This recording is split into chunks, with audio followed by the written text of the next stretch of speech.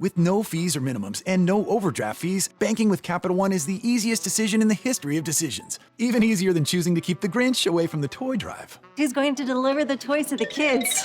What about me, the Grinch? No. Yep, even easier than that. You steal the presents one time. With no fees or minimums and no overdraft fees, is it even a decision? That's banking reimagined. What's in your wallet? Terms apply. Capital One NA, member FDIC. Copyright Dr. Seuss Enterprises. Copyright Turner Entertainment Company.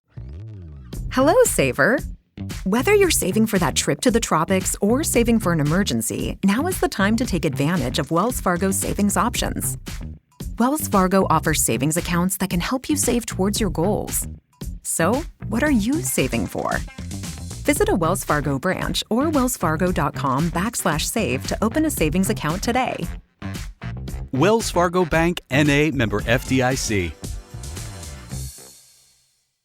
El detective privado en el ámbito familiar. En los años que llevo ejerciendo mi profesión, he comprobado que es habitual no ya solo el desconocimiento de la figura del detective privado, sino también de aquellos temas en los que desarrollamos nuestra actividad, y que pueden reportar grandes beneficios a nuestros clientes. Esto es así ya que el detective privado es el único profesional legalmente capacitado que lleva a cabo investigaciones de carácter confidencial para personas físicas o jurídicas. En este sentido, es significativa la consideración que de nosotros tiene el Tribunal Supremo, que nos define como testigos privilegiados. No en vano, para el ejercicio de la profesión se requiere cursar unos estrictos estudios tras lo cual se obtendrá la licencia profesional, TIP, legalmente habilitada por el Ministerio del Interior. Por ello, como modo de acercar la figura del detective privado a la sociedad, creo que es interesante analizar algunos de los más frecuentes campos en los que trabajamos, de modo que despachos de abogados, clientes y la sociedad en general, puedan entender que a través de nuestro trabajo, pueden obtener beneficios que no solo desconocen, sino que exclusivamente podemos prestar los detectives privados.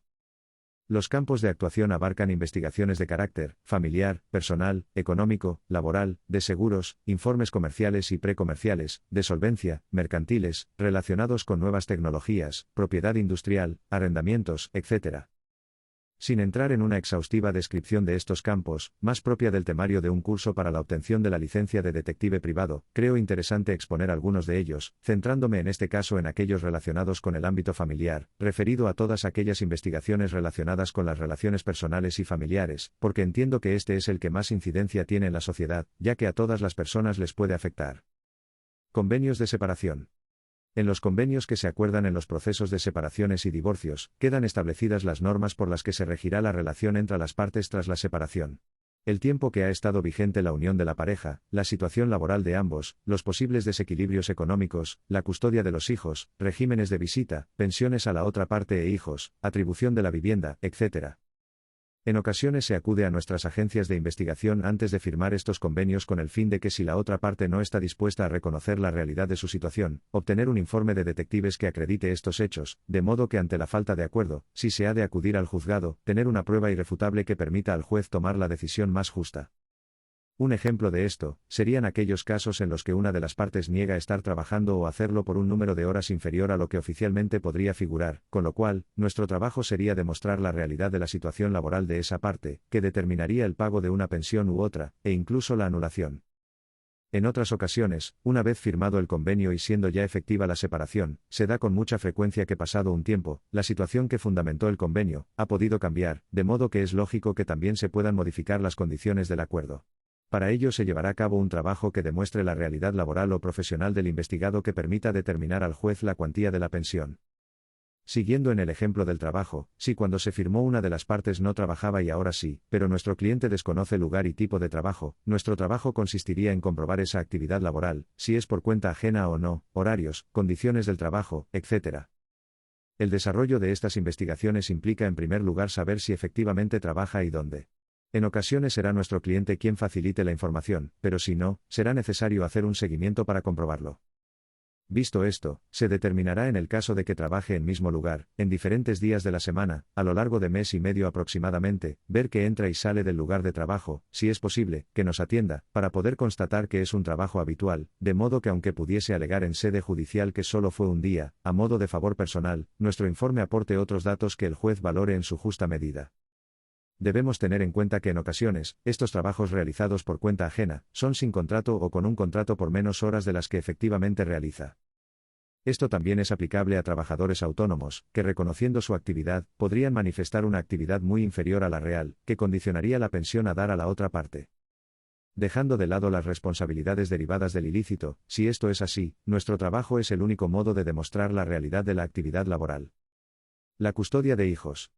Otro tema de trabajo muy habitual en nuestros despachos es el referente a la custodia de hijos.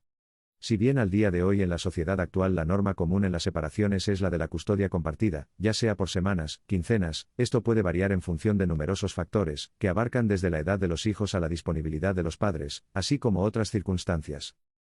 No hay que olvidar que la custodia lleva aparejado un componente económico. Cuanto más tiempo estén con uno de los padres, mayor deberá ser la pensión que el otro pase para el sostenimiento de los hijos.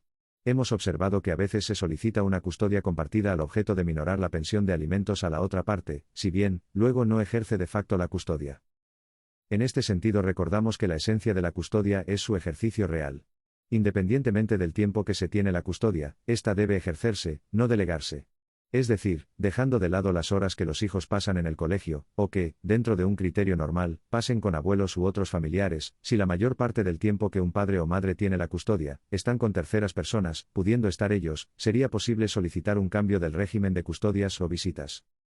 En nuestra agencia hemos constatado con frecuencia casos en los que aquel que tiene la custodia deja de manera habitual al hijo con otras personas, hecho que si se demuestra que es habitual, podría variar el acuerdo establecido en su momento a este respecto. Esa decisión corresponde al juez, que determinará qué tiempo y o circunstancias es el razonable que esté con terceros, pero un informe de un detective ha ayudado en muchas ocasiones a la decisión del juez. Asimismo, actitudes y comportamientos alejados del concepto jurídico del buen padre de familia tales como la desatención del hijo, dejándolo solo en casa, no ejerciendo vigilancia en la calle o comportamientos como una conducción negligente de vehículos, realización de actividades peligrosas o no adecuadas a su edad, etc. En general, el desarrollo de estas investigaciones consiste en aportar las pruebas que determinen sin duda cómo ejerce la custodia el padre en cuestión. El que un juez ordene el cambio de custodia es complicado, porque se trata de un derecho básico. Por ello, a lo largo de unas semanas, deberemos observar cuál es el comportamiento habitual. Nuestro cliente debe entender que en estos casos se requiere más que en otros la habitualidad. Puntualmente, cualquier persona puede encontrarse con situaciones que condicionen el ejercicio de la custodia.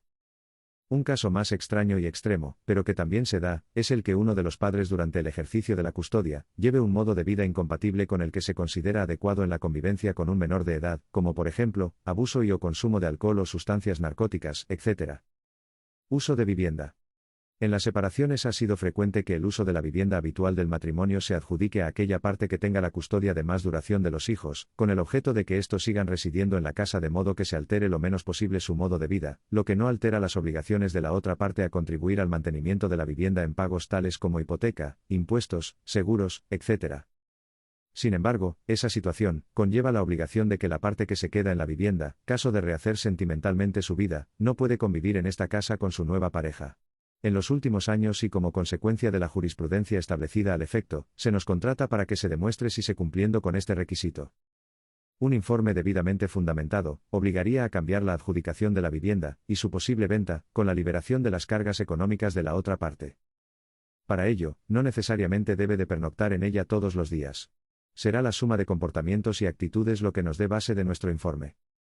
Así, observando en distintos días de la semana, de lunes a domingo, a diferentes horas, la entrada y salida de la misma, si alguna vez permanece por la noche, si de manera habitual acude a comer a la misma, si hace uso de su propia llave, recogida de correo, sacar la basura, pasear al perro, etc.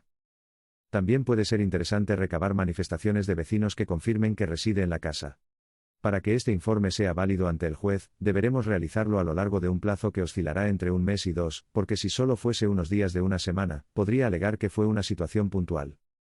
Hay otros muchos temas de investigaciones de tema familiar/personal, como por ejemplo relacionados con herencias, localización de personas desaparecidas, drogodependencias, adicciones, sectas, control de actividades de menores o alguno de los cónyuges, etc. Leído por Arjona. Director y jefe de Seguridad Integral. Experto en planes de autoprotección. Perito judicial en SP. Escolta. Vigilante de seguridad y especialidades.